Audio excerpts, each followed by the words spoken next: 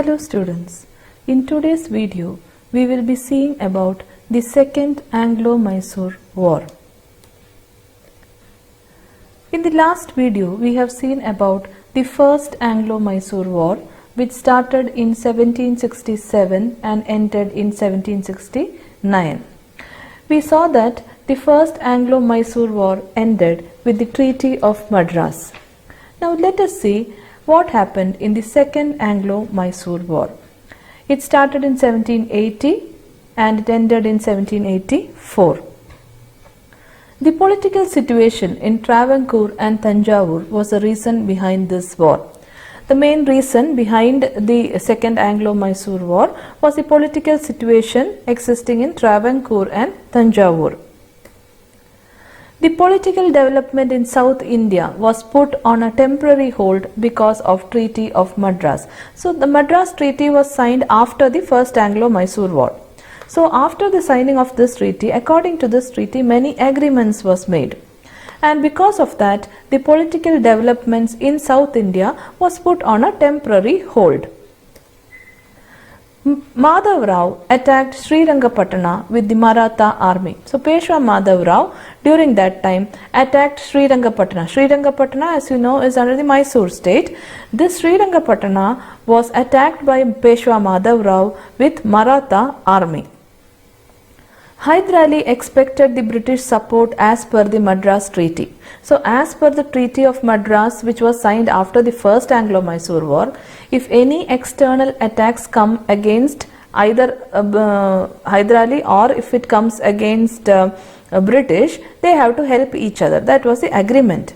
But so when Madhava came and attacked Srirangapatna, Hyder Ali thought that British will come and support, because that was the agreement according to the Treaty of Madras. Hyder Ali realized that British was breaking the Madras Treaty and was not ready to help them. But British did not help Hyder Ali. That time Hyder Ali realized that British was breaking the Madras Treaty. They were not acting according to the treaty and they were not ready to help him. Mahe, the French colony, was under the hold of Hyder Ali. The French colony of Mahe was under the control of Hyder Ali. British attacked and captured Mahe, and this became the reason for Second Anglo-Mysore War. So Mahe, which was under the control of Hyder Ali, was attacked and captured by the British. So these two incidents made Hyder Ali angry, and this became the main reason for the Second Anglo-Mysore War. So first reason was when Peshwa Madhava attacked Srirangapatna, British did not help Hyder Ali as per the Treaty of Madras.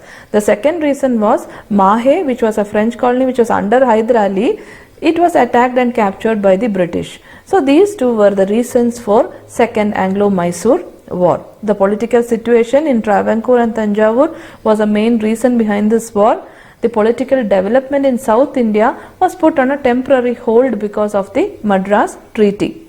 Madhava attacked Srirangapatna with Maratha army, and that time Hyder Ali expected that the British will support them as per the Madras Treaty. But he realized that the British was breaking the Madras Treaty and was not ready to help him. Mahe, the French colony which was under the control of Hyder Ali, was attacked and captured by the British. This became the reason for the Second Anglo-Mysore War, and the war started in 1780. So Second Anglo-Mysore War started in 1780. Hyder Ali gained upper hand in the beginning. So in the beginning of the fight, Hyder Ali was gaining upper hand. That is, Hyder Ali was winning in the beginning of the Second Anglo-Mysore War.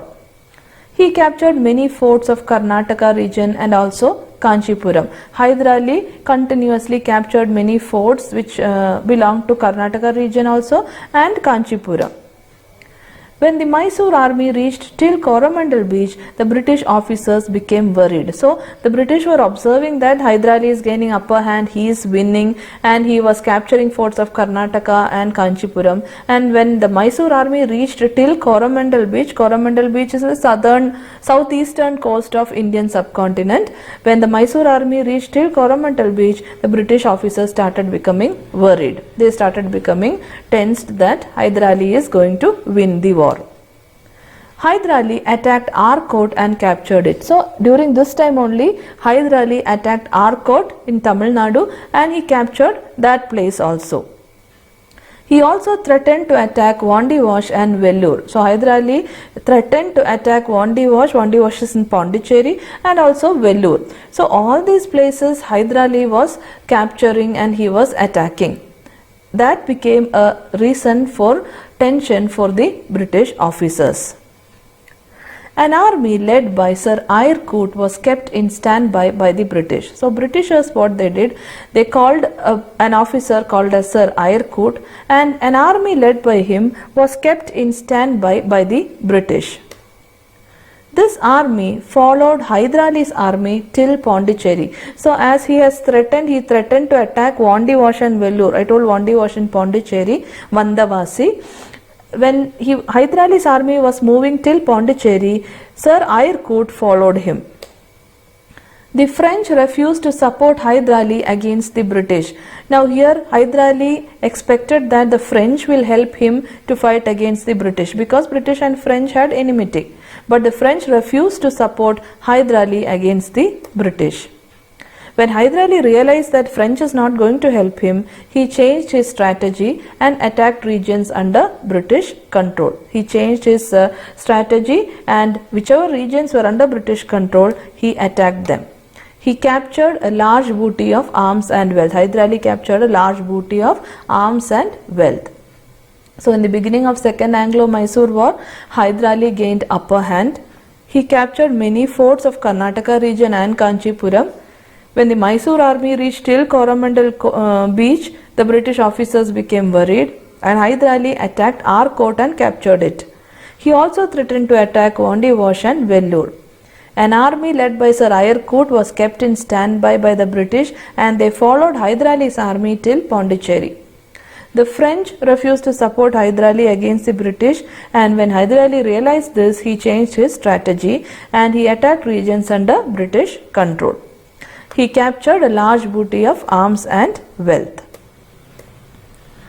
He was defeated in a battle held in Port Novae by the British. So till now Hyder Ali was continuously gaining upper hand. He was winning different places, he was capturing different places, but during this time he was defeated in a battle held in Port Novae by the British. Port Novae now is called as Parangipettai. It is in Kudalur district in Tamil Nadu.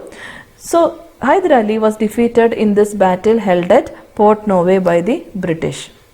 This increased the confidence of the British. So when they were able to defeat Hyder Ali in a battle, that increased the confidence of the British.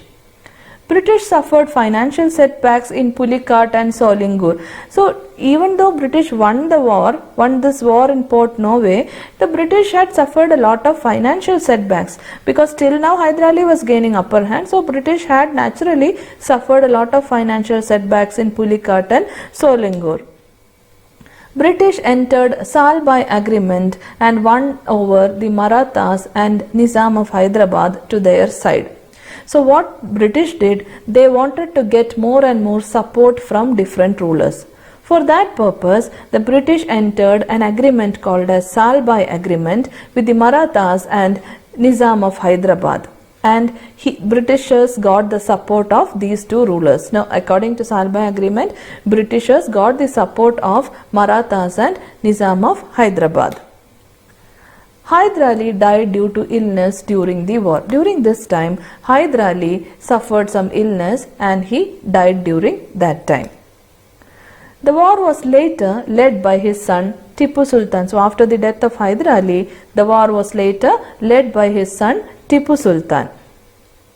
When Hyder Ali died, Tippu Sultan was waging war in Malabar region. So Hyder Ali was concentrating on this side, and that time Tippu Sultan was waging war in Malabar region during that time.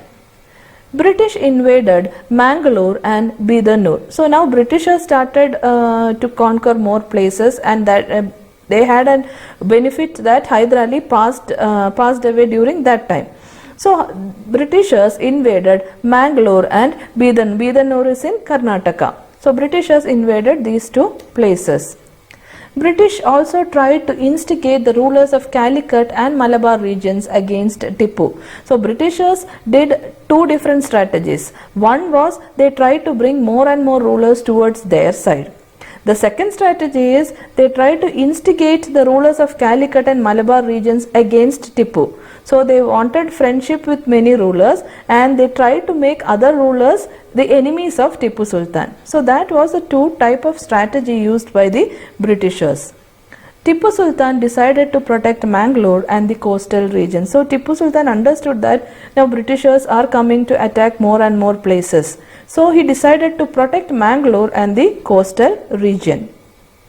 The Treaty of Mangalore ended the Second Anglo Mysore War in 1784. So finally, in this situation, a treaty was signed, that is the Treaty of Mangalore, and the Treaty of Mangalore was signed in 1784, and that officially ended the Second Anglo Mysore War. So Hyder Ali was defeated in a battle held in Port Novae by the British. With this, the confidence of the British increased. The British had suffered a lot of financial setbacks in Pulicat and Selangor. The British entered Salbai agreement and won over Marathas and Nizam of Hyderabad to their side. During this time, Hyder Ali died due to some illness. The war was later led by his son Tippu Sultan. When Hyder Ali died, Tipu was waging war in Malabar regions and British invaded Mangalore and Bidanoor. British also tried to instigate or make the rulers of Calicut and Malabar region against Tipu. Tippu Sultan decided to protect Mangalore and the coastal region, and they signed the Treaty of Mangalore in 1784, which ended the Second Anglo Mysore War. Now let us see some points about Tippu Sultan. When we learnt about the First Anglo Mysore War, we have seen about Hyder Ali. Now let us see about Tippu Sultan. So Tippu Sultan entered in the Second Anglo Mysore War after the death of Hyder Ali. He felt that the British was a major obstacle for his policy of expansion. So Tippu Sultan was a strong opinion that Britishers were a major obstacle for the policy of his expansion. Unless and until Britishers go out of the country, he cannot expand. He wanted to drive them out of the country. So if his empire had to be expanded, he wanted to drive them out of the country. He understood the cunning policies of the British. As we had discussed in the Second Anglo Mysore War, the cunning policies or strategies of the British was clearly understood by Tippu Sultan. Throughout his rule of 17 years, he waged war against the British. So he ruled for 17 years and throughout his rule, he waged war against the British. He knew that hurting the business interest of the British would weaken their political strength. So Tippu Sultan understood that if the business interest of the British is attacked or if it is hurt, that will weaken their political strength also. He also tried to organize the enemies of the British into one group. So the same strategy with the British used, he also tried to use it. That is, all the enemies of the British, he tried to organize them into one group, so that it would be easy for them together to fight against the British. All these attempts further angered the British and their enmity with Tippu Sultan grew. Naturally, when British came to know about all this, that angered the British and their enmity with Tippu Sultan grew. So Tippu Sultan felt that the British was a major obstacle for his policy of expansion. He wanted to drive them out of the country. He understood the cunning policies of the British, and throughout his rule of 17 years, he waged war against the British. Tippu Sultan knew that hurting the business interest of the British would weaken their political strength. He also tried to organize the enemies of the British into one group. All these attempts further angered the British and their enmity with Tippu Sultan grew.